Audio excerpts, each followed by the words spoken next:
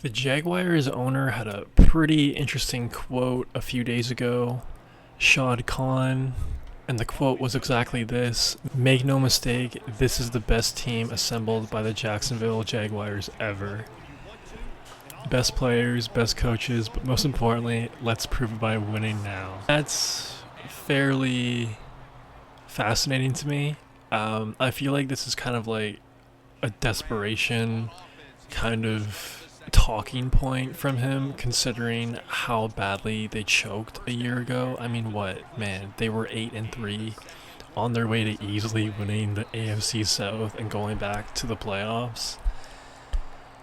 So I really feel like he's trying to motivate the team, and I feel like he definitely feels the urgency. I mean, signing Trevor Lawrence to that contract, you got to get your ROI back, man. You got to get your ROI back right here, right now. So far in his NFL career, has he lived up to the number one overall draft pick? I'd say probably not.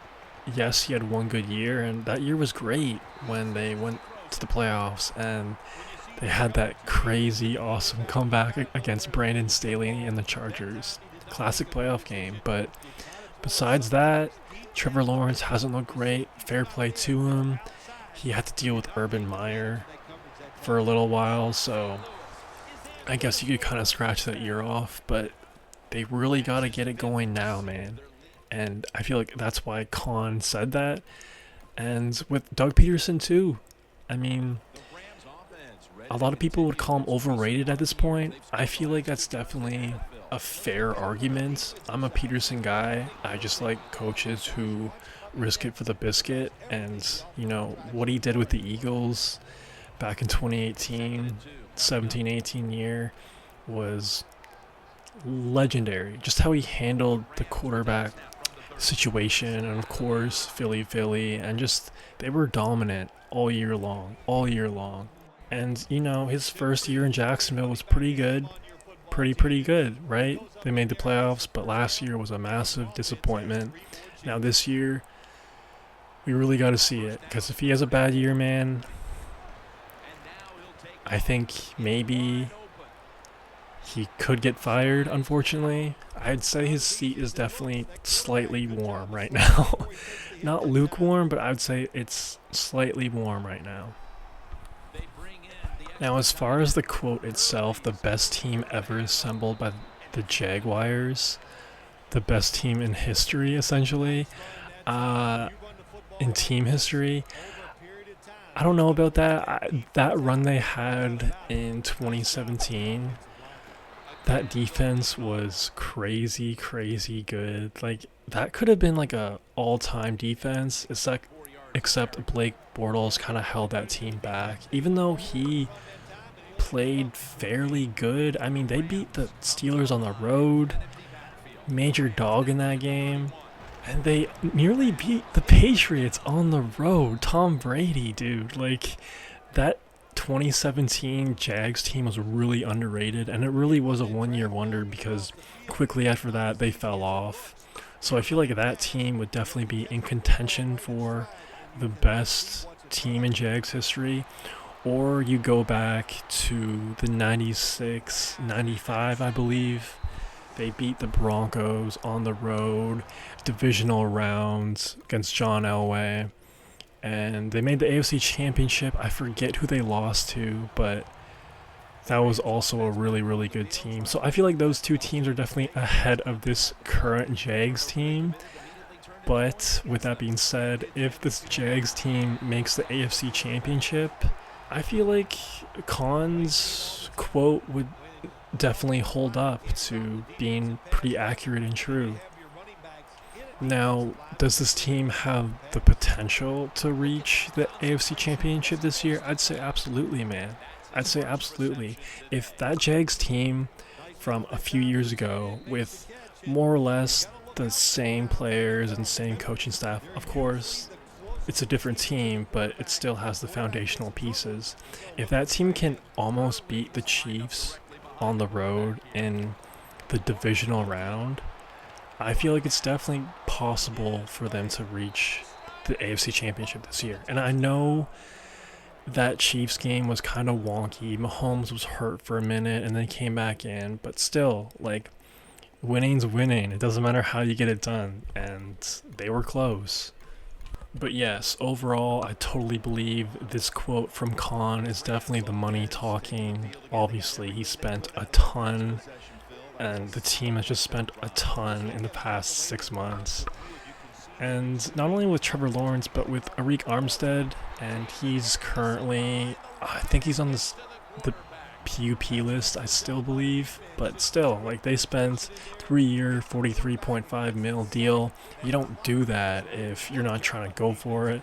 They added Gabe Davis. I don't know how good he's going to be. I heard reports that he's currently overweight, or he was overweight. You know, obviously he had some moments in Buffalo where he would go off for a game and be a ghost for the next 3, so I just don't know if you could really trust the guy to be that consistent, but I hope he does well because I think Gabe Davis is good. I just think he might be lazy considering the weight reports and how he kind of just disappears for a few games at a time, but we'll see, man, because he has talent. And like I said, I'm sure he does feel the urgency with Trevor Lawrence to finally bloom. Currently, right now, he has a 21-31 record and 52 career starts in the regular season and the playoffs. So, again, not great at all, but hopefully by the end of this year, that negative record will be a positive and at least above 500, hopefully. And hopefully he has no injuries as well this year. I just feel like there's no excuse this year. I mean, what would be the excuse? Seriously, I know the AFC South is a lot more competitive with the Texans and potentially Shane Steichen and the Colts, but come on, bro. Like, Trevor Lawrence, go time. Doug Peterson, go time. Like, you really got to make up for that choke job he did a year ago, so we'll see what happens. Let me know what y'all think about Khan's quote. Do you agree with it? Do you not agree with it? And how well do you think the Jags are going to do this year? I'm really curious to hear y'all's opinion because I've talked about this before, but mystery team, question mark team. I'm excited to see them play. Week 1, Miami, totally winnable. Totally winnable. Should be a good game.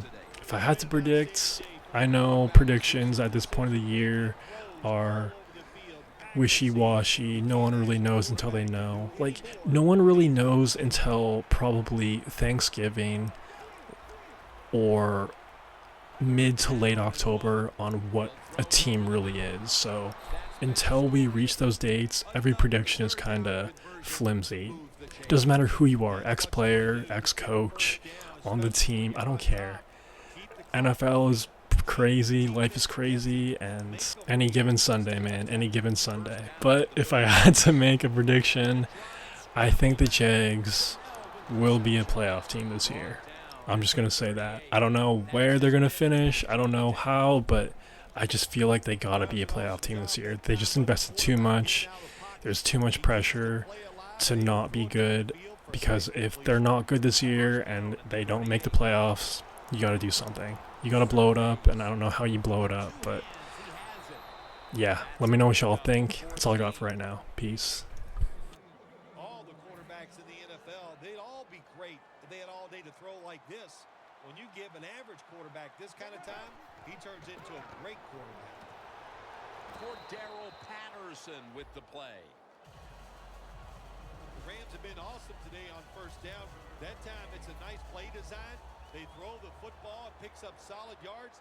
Second and short, boy, that's what every offense likes to be in. 2nd and 2. And he takes off.